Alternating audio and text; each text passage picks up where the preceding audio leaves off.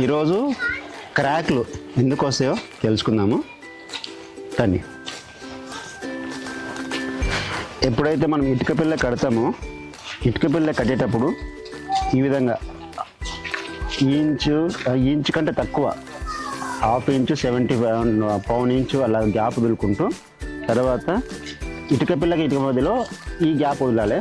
తర్వాత వచ్చేసి ఇక్కడ ఏదైతే మనము మెటీరియల్ వేసుకుంటామో ఆ మెటీరియల్ అనేది మినిమం హాఫ్ ఇంచు కన్నా కొంచెం ఎక్కువ ఉండాలి, మరి ఈ ఇంచు కూడా ఉండకూడదు.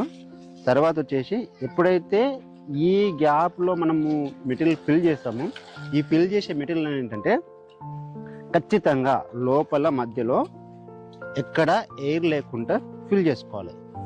మధ్యలో ఖచ్చితంగా ఫిల్ చేసుకోవాలి. ఇక్కడ ఉన్న ఎయిర్ ఏదో విధంగా బయటికి రావడానికి ప్రయత్నిస్తుంది. కాబట్టి ఎక్కడైతే లూజ్ అంటే మెత్తగా ఉందో, ఆ మెత్తగా ఉన్న దాంట్లో అంటే అక్కడి నుంచి